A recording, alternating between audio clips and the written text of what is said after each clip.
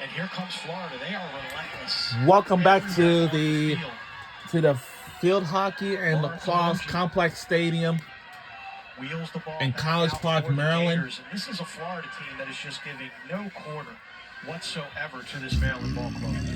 And they're not leaving an inch, and we see a change that Maryland has done defensively. They are now electing to face guard Maggie Hall.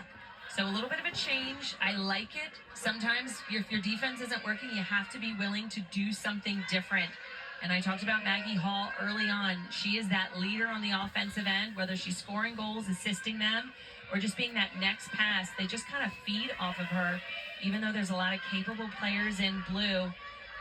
Oftentimes, if she's being shut, things can tend to stall out. So Florida not wanting that to happen. Paisley Egan takes the feed. Yeah, a lot of times you cut off the head of the our snake. score is You 10 go from there for our team, and Maryland got 2. He's trying to get free right now. Feed inside. That is Egan. She had 4 goals against Maryland in the February contest. Sterling comes out of the cage, intercepts it. So for that possession, that little wrinkle, that adjustment that Maryland made, Laura Kennis, the defensive coordinator, pays dividends. A great adjustment, and then their slides. They were on par. Maryland's defense, their goalkeeper, they were all moving and moving. So that first feed that Florida was so used to taking, they got too much collision. Sydney Major taking matters into her own hands. Aggressively going to the cage. She was fouled hard. Shaken up, slow to get to her feet.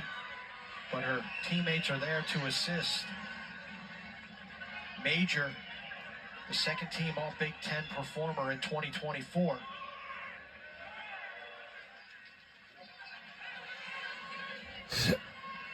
Redshirt sophomore out of Hampstead, Maryland. She was the #1 defender ranked by Inside Lacrosse in the high school graduating class of 2021. She's going to have an 8-meter opportunity. Yeah, I think I have to come to the squaring up on Fennell. Wheels it out, gets it to Shannon Smith. And this is where Maryland's got to start making these hustle plays. They got to cash in. Kennedy Major, that was a great individual effort to get the ball cleared, get the ball on offense, and now Maryland's just got to make something happen. Got to capitalize on those wins. Yeah, they've scored the last goal. They came up with that big defensive stop. And I would say it's moving into their favor at this point, which they just have a little bit more life, energy in their ride, in their transition play. LaPointe, nice little feed to Edmondson. Warrenberger goes wide, backed up by the Terps. Possession stays with Maryland. Also, today was a very special day for the Cover Athletes Reveal for EA Sports College Football 25. Good off-ball movement by Libby May of Maryland, but the shot just outside of the 6x6 frame. In past years, Libby May, such a strong force on the field. I don't know if that's a goal or not. No, it is not. It's a save. They're calling goal circle violation. So the ball is going to number 33, Elise Fennell, the the Florida goalkeeper. Tough break for Maryland. Looked like Hench may have had the 3rd tally for the Terps. We're under 8 minutes to go. This one, but the referees say no dice. Take a look at the left side of your screen. Hench takes a good feed, falls into the goal crease, and I guess she must have had a foot or a toe on that crease line before the ball went into the net. I mean, that feed was amazing. They did not have a lot of time on the clock. She was able to feed it all the way across. It's 12:53 p.m. Yeah, all it takes is I know I already ate some following through into the crease with your body after the shot. I think you know how to either one of the two, before or after, and that's what the referees are looking for. Nice individual effort. Ball scurries wide. That was Pavanelli, Danielle Pavanelli. This quarter, 1-1. In quarter 2 already. Waters with the shot. Sterling with the clean stop. So Maryland's playing even lacrosse here in the second 15 minutes. The problem is that first 15 minutes was a blitzkrieg by the Gators. Their adjustments are great on the defensive end. Offensively, we're seeing a few different things. Lauren Lapointe being one of them. She started to get into the rotation about halfway through season, but I like that they're trying different things, and that's what good coaches do. They make adjustments throughout the game as necessary, and then let the team kind of get into a better flow. And I will say, Maryland has life. They have their athleticism that's showing through now with their energy on the field. We did not see that in that big first quarter for Florida. Libby May with the feed behind the cage to Chrissy Thomas. Thomas being guarded by Ashley Dyer, a freshman for the Florida Gators out of Elk Ridge, Maryland. There she is fighting for a ground ball against Shay Ahern. Both graduates of the Glenelg Country School.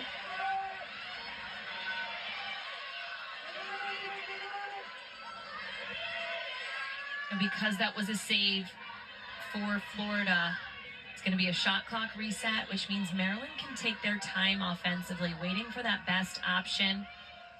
Even though, yes, they are down by a lot, there's still a lot of lacrosse left to be played. There's no need to rush through anything. Wait for those perfect moments. I know they're electing for a lot of isolation, backside cuts. Again, their bread and butter when they are playing well, moving the ball with ease and speed. Fennell, 5 saves so far in the game. Clean look for Edmondson, passes it up. Gets met by 3 blue jerseys. Feed, Ahern with the shot. Fennell with her 6th stop of the game. So good offense for Maryland. Not a bad shot, but number 33 between the pipes coming into today, saving about 54% of her shots. She'll add that to her tally. You know, their offense is good. They're moving the ball, they're moving their feet, but I will say the shots are right in the same line as Florida's goalkeeper. They're not making her have to step very far off to one side or the other. So I think if you're the Maryland coaching staff, you know that your team can shoot better. They've seen it happen, especially against James Madison this past weekend. That's right. Uh-oh. Full collision. And we're going to have a charge call, it looks like, against Florida. Maggie, maybe a little bit of frustration being shut off over the last couple of minutes. You know, it's working. Yeah. And the Maryland defense is setting up their offense for success. They're winning the ball back. They're making stops. You just need to have that translate into goals being scored if you're the team in white. Maddie Sterling races it into the offensive end. Again, if you're just joining us, we have not seen Sophie Hallis, the Colorado transfer junior out of East Chapel Hill, North Carolina, who typically spearheads this Maryland clearing game.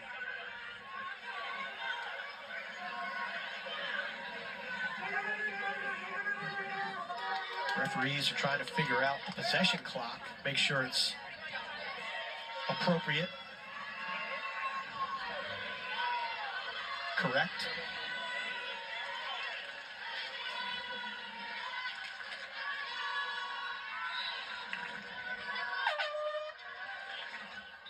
Here are your officials for today's game, and the official over here on the sideline sounding her horn, making sure everyone is on the same page before play restarts.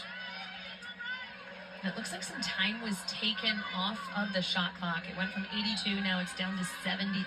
So after that adjustment, the referees feel like the appropriate time is on the clock. Still plenty of time for Maryland. Lubecker with the shot. Fennell is there again. Elise Fennell.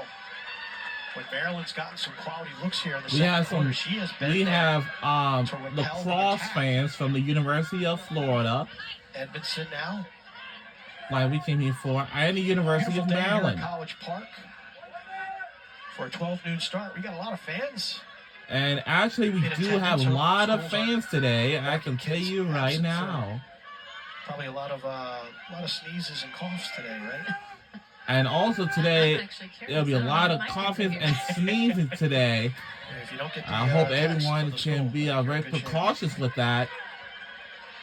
Because we want nobody to spread germs everywhere, not even from whoever. It's a pollen season, that's what might be the cause of it. Nice feed in front, knocked down. Ball rolls out of bounds, and Maryland will retain possession. Coming up on 10 seconds to shoot for the Terps.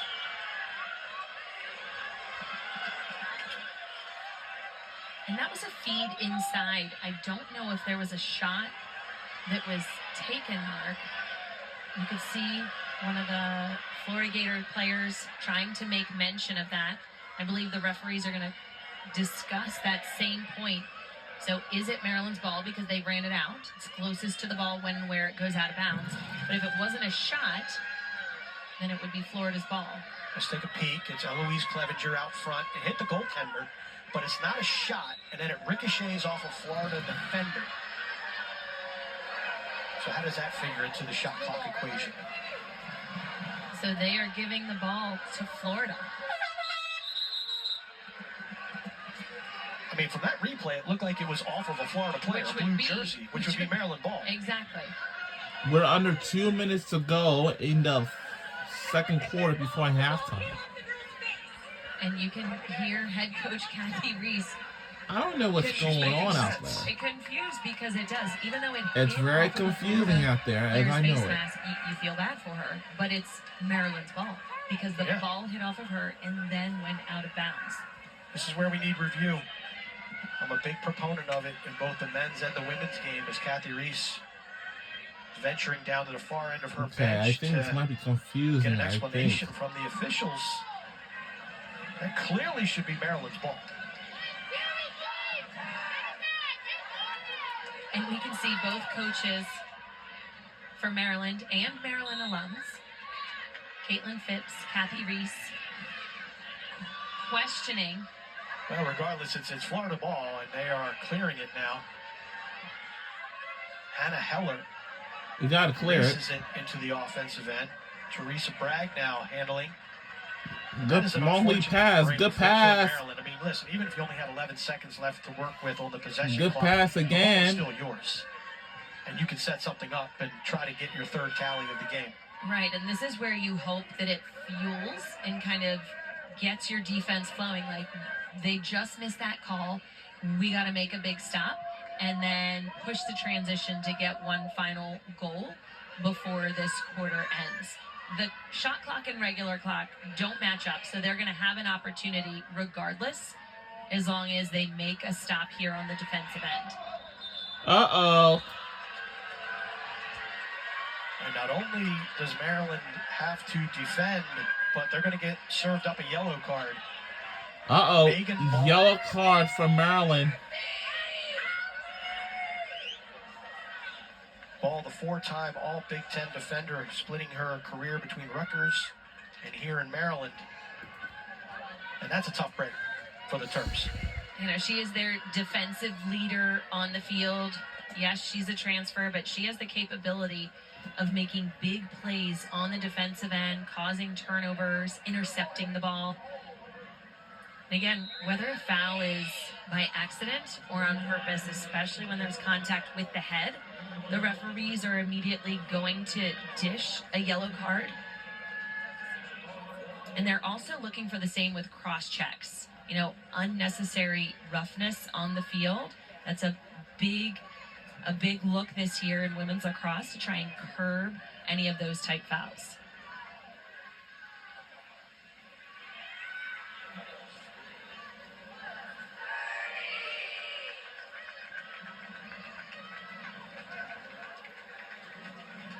And here is Florida just holding the ball as they are in the power play situation.